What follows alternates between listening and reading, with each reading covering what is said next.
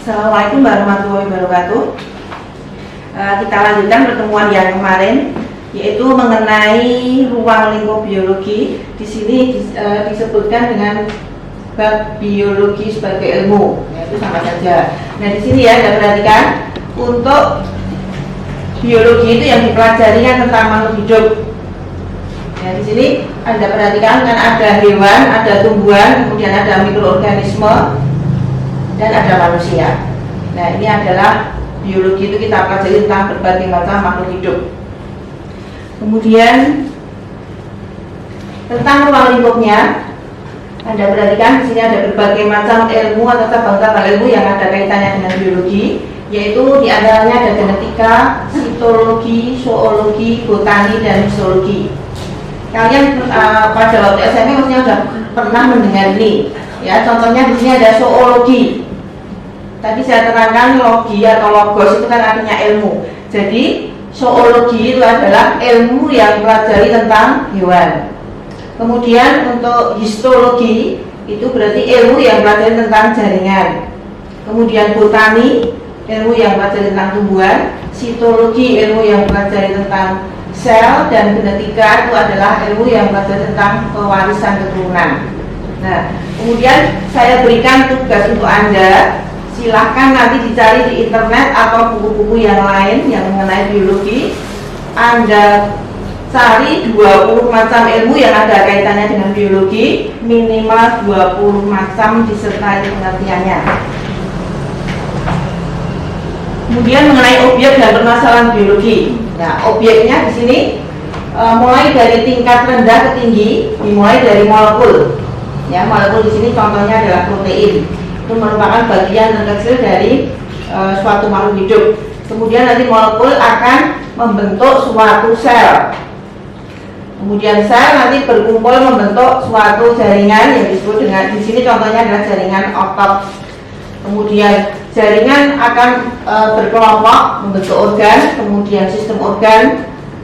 Setelah itu dilanjutkan menjadi individu, ya. Individu itu adalah organisme. Jadi contohnya di sini ada seorang anak perempuan. Kemudian nanti beberapa individu akan berkelompok menjadi populasi. Ya, contohnya di sini ada sekelompok orang. Jadi populasi itu satu kelompok yang terdiri dari individu yang sama. Kemudian mengenai objek selanjutnya, yaitu ada komunitas. Ya, di sini mengenai populasi itu akan mengelompok beberapa macam, yaitu ada populasi hewan, ada populasi tumbuhan, kemudian ada populasi mikroorganisme, dan nanti akan berkelompok untuk komunitas. Jadi untuk komunitas itu sekelompok beberapa populasi yang terdiri dari hanya makhluk hidup saja.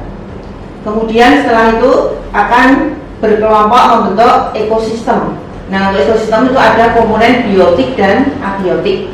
Untuk abiotik itu berarti A itu artinya tidak, berarti abiotik itu artinya kumpulan dari makhluk yang tidak hidup atau mati.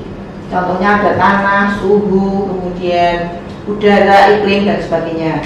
Kemudian untuk biotiknya itu adalah tadi dari makhluk hidup. Di sini contohnya ada manusia, kemudian ada mikroorganisme, kemudian ada cacing, ada kerbau, dan sebagainya, ya. Jadi ada benda mati sama makhluk hidup. Kemudian yang paling kompleks itu adalah bioma. Ya, bioma di sini adalah mengenai berbagai macam ekosistem yang mengelompok dari berbagai kutub atau dari berbagai lingkungan. Di sini ada contoh hutan hujan tropis. Nah, ini adalah merupakan sekelompok hewan dan tumbuhan yang tinggal di suatu geografis tertentu, ya, yang disebut dengan bioma. Bioma itu diantaranya ada 6 macam, yaitu ada bioma gurun, kemudian hutan hujan tropis, kemudian bioma hutan gugur, kemudian ada taiga dan tundra. Itu mengenai berbagai macam organisme. Nah, kemudian untuk manfaat biologi. Nah, manfaat biologi di sini ada di bidang pertanian, contohnya kultur jaringan, bidang peternakan, inseminasi buatan, bidang kesehatan, identifikasi virus, dan industri, contohnya adalah susu fermentasi atau yogurt. Nah, tugas Anda nanti mencari info tentang apa itu tutur jaringan, kemudian identifikasi virus, inseminasi buatan, dan susu fermentasi atau Yakult. Nanti bisa Anda tunjukkan di Google Classroom. Nah, kemudian untuk kerja dan laporan ilmiah, ini ada istilah kalau di biologi atau sains itu adalah metode ilmiah. Ya, di antaranya di sini ada contohnya, langkah-langkahnya metode ilmiah itu kan ada 6. Ya, pertama itu adalah menemukan suatu masalah, kemudian merumuskan masalahnya, hipotesis, kemudian membuat rencana penelitian. Setelah itu melaksanakan penelitian, kemudian mengumpulkan data dan menyusun laporan. Nah, setelah menyusun laporan nanti Anda harus bisa mempresentasikan hasil dari laporan tersebut. Itu mengenai kerja dan laporan ilmiah. Nah, di antaranya untuk laporan ilmiah itu nanti ada praktikumnya. Jadi nanti untuk praktikum itu nanti bisa kita adakan kalau ada waktu untuk masuk ke laboratorium. Nah, saya kira untuk pertemuan yang kedua mengenai ruangan mikrobiologi seperti itu. Kemudian nanti untuk tugas-tugas yang lainnya nanti bisa membuat kelompok di Google Classroom. Nah, demikian untuk pertemuan kami untuk yang berikutnya.